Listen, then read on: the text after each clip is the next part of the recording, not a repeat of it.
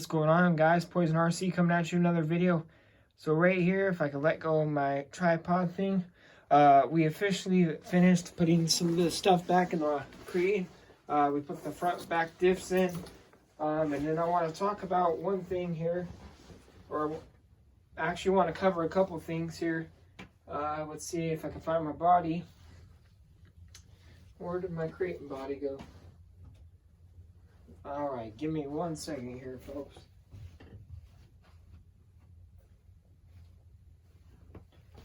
I officially found my body. So one thing I want to point out on this body, so you have these 6 bolts right here on the body, and they have that 2.5 Allen on them. Well, I was kind of talking about it the other day, and I noticed, so these are the button head style. And then you're going to wonder, when you're driving around on your RC body and you're flipping it constantly, that how are you going to get these screws out when they flatten? Well, looking a little bit into it, believe it or not, on the inside here, they have a 2.5 Allen, or not 2.5, but 2 millimeter Allen inside there.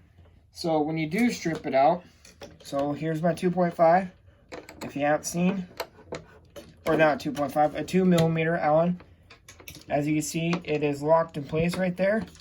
So that is actually a really cool design. I did not notice that until the other day when I was tinkering around and I closely looked at the screw, and it looked like there was an Allen head in there. So I went and grabbed one of my 2 millimeter Allens and I put it in there, and sure enough, it locked in there. So that is really cool. I didn't even notice that. So if in case you guys are wondering, that I don't think anyone's actually really took the attention to see on these screws, that there's screws that if they start wearing down from flipping all the time, you're safe, because now you have the regular 2 millimeter screws. Like, it's just the same screws. It's just, like I said, when you scrape it enough times, they're not going to be able to get the screw out. You could still take them out. So that's the body. We're going to move on to a couple other topics here. So that's the one thing I want to show you on that. We're going to move on. As you can see right here, I officially installed the Max 5 in there. This thing is going to be crazy. The stock system, I never tried it out of the box. It looked like it'd be a good system for a starter. But why not put a Max 5 in there, because I had this laying around. I originally took out of my 8S X Max. I put the factory ESC in there. I kind of ran into a problem. I went to the store and purchased a Traxxas high density LED kit. Well, I found out that you could only use those lights on a factory 6S or 8S ESC straight from Traxxas. You cannot use any other ESC for that. Why? Because they have that plug-in on the side of the ESC. It's actually designed, I never knew until I purchased that kit, that plug-in on the side of a stock Traxxas ESC is actually to control the lights. So obviously, if you guys have seen the high density light kit, they have the high and low settings, and then the brakes applied, and then when your brakes applied, when you go in reverse, the reverse lights turn on. So that is all controlled by the signal coming from the ESC is going to that module on that light kit, and that's what's telling it what to do. So unfortunately, X-Max is back to stock. I mean, they're quick out of the box. It's 8S ESC is the one I have. But so I took that out of there and I put it in the Arrma crate in 1/5 scale.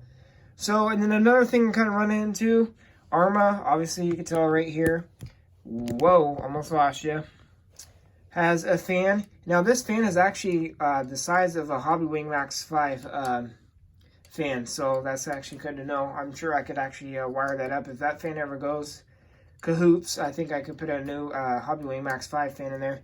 But so right here in this wiring, let's bring you up a little closer here. This wiring right here is all, looks like they use heat shrink on it.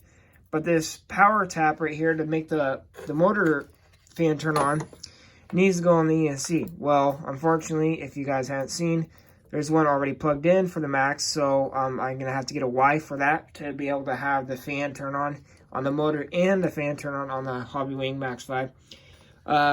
And then, so like I said, I just officially assembled this. I put some all-purpose high, the high temp grease in there. Just lightly enough to coat the gears. And then inside the center diff, one thing I'm going to tell you right now, before we go any further, the center diff, use a heat torch to heat up those screws on the center diff. Now let me show you what I'm talking about with the heat torch. As I dropped you, let's pick you back up. Sorry, I hope you guys' head don't hurt. You have to get one of these from the store, the gas station. They're the single flame. Instead of they have single flames and 3 flame ones. This is a single burner.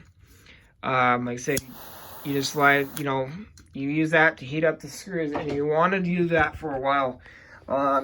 I wish I could put a photo in for you guys, but I snapped one of my screws on the center diff, and it's a little irritating because it's brand new out of the box, never ran. And I heated it up really good, and I took the 2.5 Allen and started twisting it, and it snapped right off. So, and unfortunately it snapped clean right on the center diff part. So it's the casing, it's pretty much, the screw's stuck in there. And so I talked to Horizon, I emailed them the other day. I haven't gave them a little chance to send me back email because like I said, I literally just emailed them yesterday. So they'll probably take a couple days to get back. Normally their service is extremely good. I've never really had any issues with them not wanting to warranty parts. Like I said, but there would be no reason why they wouldn't, because like I said, this is brand new. It's never been ran. But it happens. So the same thing to Losi. The Super Baja Ray, they had the same issue. The screws, they get so tight in there. I don't know what kind of Loctite they use, but it's like this really thick. It's almost like a JB weld. And it gets stuck in there, and you just, no matter if you heat it up, it still happens. But heating it up does help it out when you're trying to take those screws out of that. So it doesn't always work, but it's really necessary to give it a shot. And so anyway, so that's that.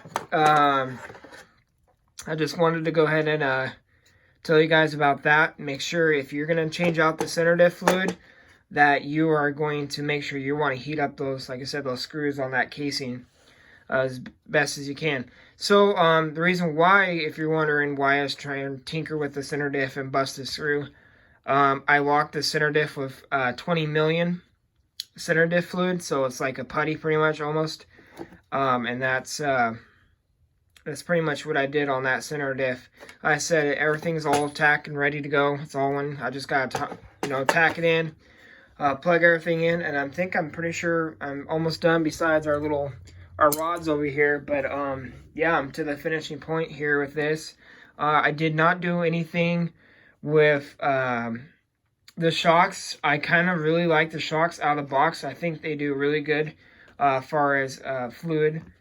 Maybe later on, if I find any issues, I'm going to go ahead and maybe change out the fluid. But right now, I kind of like it. That's kind of shocker right out of the box that I like it. The way the firmness that it feels is actually kind of shocker, because most of the time, I'm always change out the fluids to try to get the best rebound on the ones I like. So, let's see.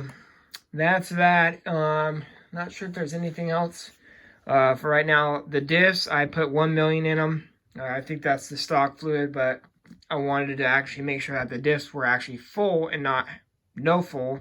I mean, there was when I took them apart, there was no fluid in there whatsoever. Just enough to coat the gears, and that was it. This time I've actually packed it with 1 million. And so those diffs are going to last hopefully a long time. But anyway, so this is kind of like just the update here. I'll give you a further update of the completed project. And then obviously we're going to have some runtime videos of speed runs and bashing. It's running on the stock gearing right now. Haven't changed the gearing. I plan on it. But anyway, so that's going to be it for now, guys. I'll talk to you guys later.